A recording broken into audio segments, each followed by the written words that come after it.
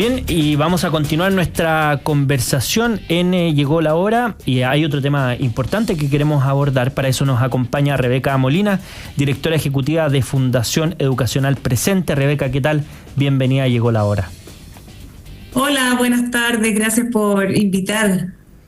Bueno, primero, Rebeca, cuéntanos qué hace la Fundación Educacional Presente. Llevan tiempo trabajando para que los estudiantes estén en la sala de clases. Cuéntanos cuál ha sido el trabajo que han hecho desde la Fundación. Mira, José Francisco, la Fundación efectivamente lleva harto tiempo. Nacimos en el 2014, estamos celebrando los 10 años desde que nació. Y desde el principio nacimos con el objetivo único de lograr que los estudiantes y las estudiantes engancharan y se comprometieran con su proceso de aprendizaje a través de la asistencia escolar. Nacimos con el objetivo de promover la asistencia, enfrentar el ausentismo crónico, y a eso nos dedicamos hasta el día de hoy, 100% y todo el equipo 24 horas. Bien, Rebeca, y a propósito del momento en que ustedes nacen en el 2014 y la situación que estamos ahora, yo sé que entre medio pasamos por una pandemia, pero eso obviamente es información y que afectó al sistema escolar. ¿Cuál te parece que son las principales diferencias de esos momentos en los que ustedes dicen, mira, que hay un problema y por tanto hay que hacer algo, y en la situación en la que estamos hoy día? Mira, el 2014 cuando empezamos se hablaba solo de asistencia y sentíamos que estábamos muy bien en Chile de asistencia porque hablábamos del promedio. En promedio los niños y niñas de Chile van un 90% a clase. Pero nunca se hablaba de la asistencia individual. Hoy día, en cambio, se mira diferentes. El fenómeno se mira preguntándonos cuántos niños están faltando más de la cuenta. Nos saca un promedio general porque eso esconde realidades. En cambio, estamos mirando la asistencia de otra manera, que es, como te decía, el ausentismo crónico o el ausentismo crónico crítico, y eso ya es un gran avance. Segundo, aparte que cambió la manera de mirarla, es un tema hoy día y desde hace algunos años ya es un tema.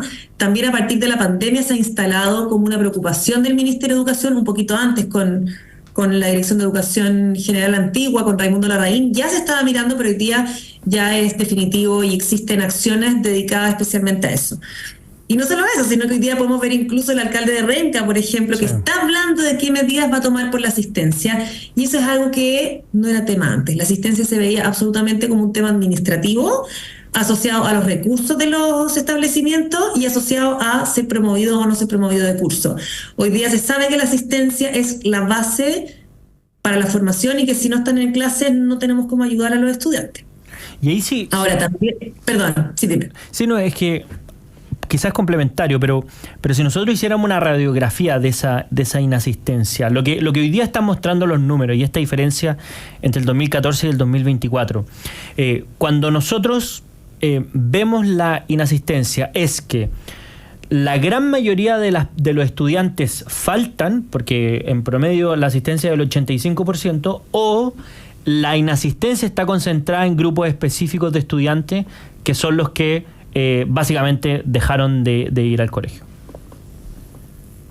No, antes podíamos decir que el ausentismo estaba concentrado en algunos grupos, José Francisco, en colegios municipales y particulares subvencionados, pero sobre todo municipales. Y esto antes de la pandemia era un 30% de los niños y niñas y jóvenes, digamos, en todos los cursos.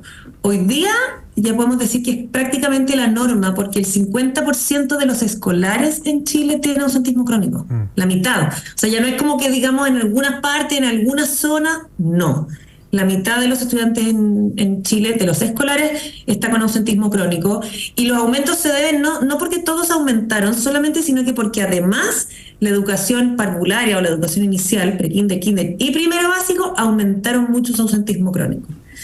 Entonces tenemos que no solamente aumentó en todas partes, sino que los cursos iniciales y los cursos finales también están con altas tasas de ausentismo. Y ahí cuando uno ve esa realidad, obviamente hay que ir a las causas de ese problema, porque quizás el ausentismo obviamente genera problemas, pero puede ser también los efectos de un problema anterior.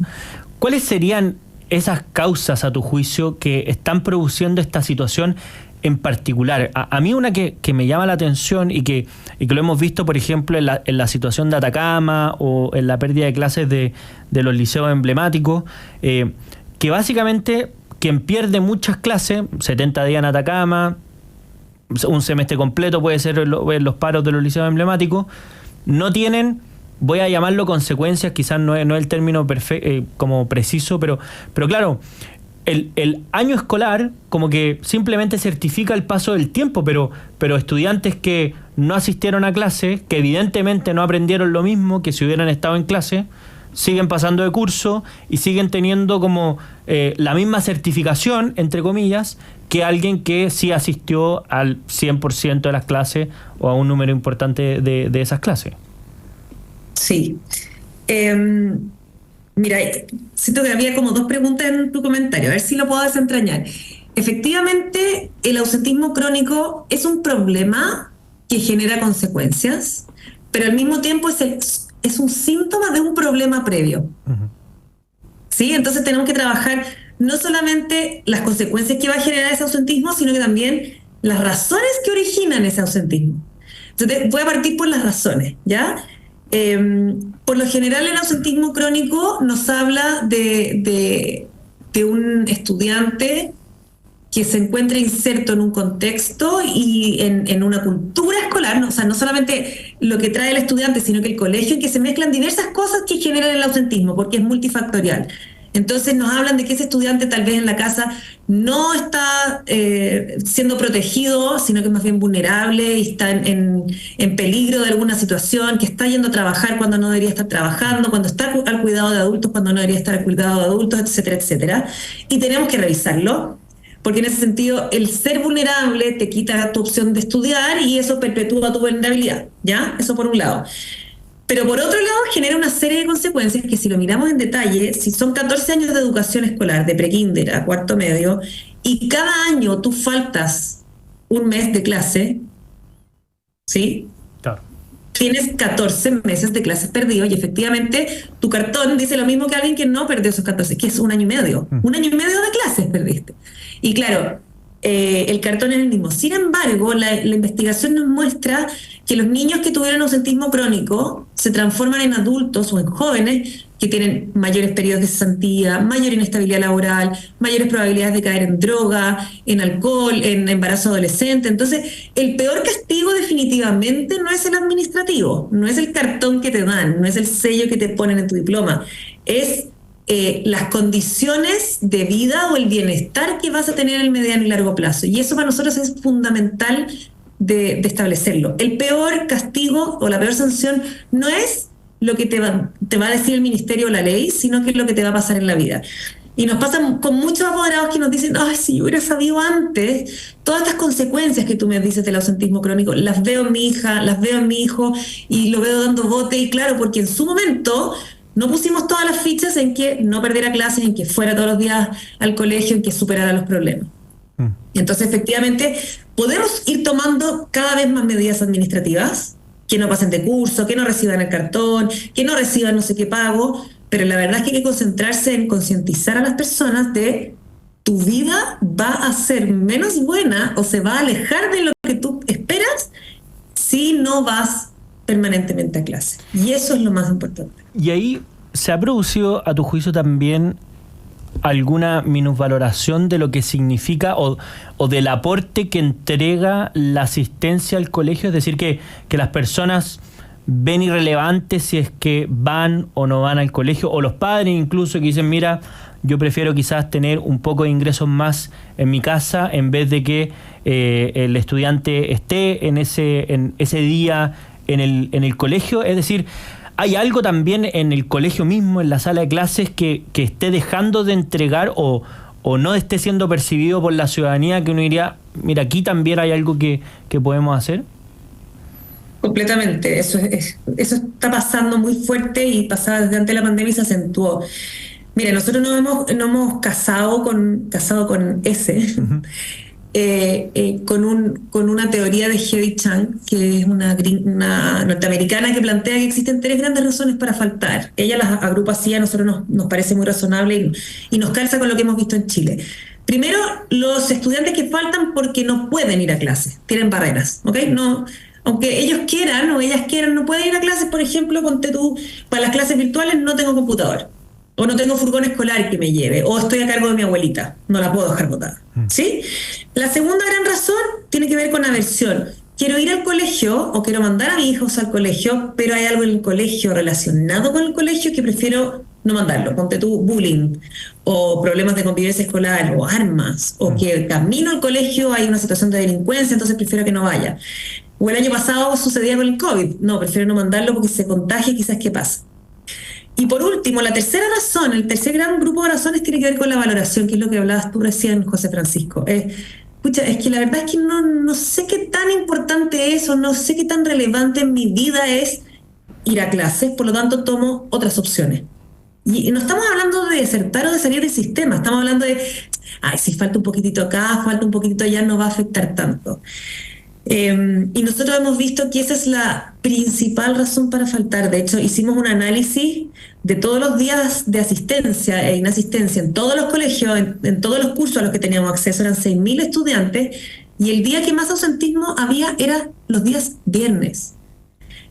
Y a pesar de que los papás y los estudiantes dicen que la principal razón para faltar es enfermedad, no nos cuadra que los días viernes se enfermen más. Entonces eso nos habla probablemente de razones epidemiológicas y distintas. Sí, pues hicimos una encuesta a apoderados y estudiantes también, les preguntamos cuán de acuerdo estaban con la frase de asistir regularmente a clases me ayudará a cumplir sus sueños, y alrededor de la mitad no estaba de acuerdo. Consideraban que ir a clases y cumplir sueños eran temas completamente diferentes. Entonces pasa una cosa muy loca, José Francisco, que es, los papás consideran, o los cuidadores consideran, los apoderados, que la educación es lo mejor que pueden dejar a sus hijos e hijas. Pero no relacionan que para que la educación los beneficie, tienen que asistir.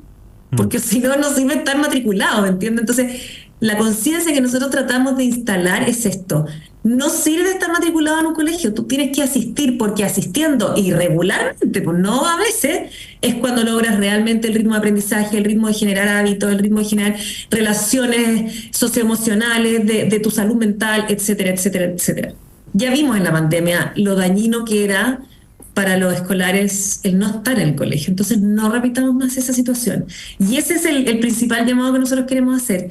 A los apoderados, manden a sus hijos al colegio, definan como prioridad familiar que los niños y niñas desde prekinder a cuarto medio vayan a clases todos los días, y cuando se presenten dificultades busquemos cómo resolverlas, en vez de decir no, bueno, no vais, te quedas tú con la abuela. No, a ver, ¿quién se puede quedar con la abuela? Porque este niño o niña tiene que ir a clase, o bueno, tiene hora al médico. Es que veamos si podemos pedir hora al médico ahora que estamos de vacaciones y no después, para que no pierda clase. Entonces ese sería un lindo acuerdo nacional, pero como no estamos todavía para acuerdos nacionales, yo los invito a que hagan acuerdos familiares. Que la abuelita, que los tíos, que los papás, que los padrinos digan, aquí los cabros van al colegio, los chiquillos van al colegio, porque estamos construyendo su bienestar actual y su futuro. Bueno, después de esta conversación queda más claro el panorama, junto a Rebeca Molina, directora ejecutiva de la Fundación Educacional Presente. Rebeca, muchas gracias por habernos acompañado en Llegó la Hora. Gracias a ustedes y por ayudarnos a instalar el tema, y seguimos conversando otro día. De todas maneras, porque además vamos a tener más información durante esta semana, y es un tema, la vuelta a clase, que obviamente vuelve a la palestra el tema de la asistencia. Rebeca, muchas gracias.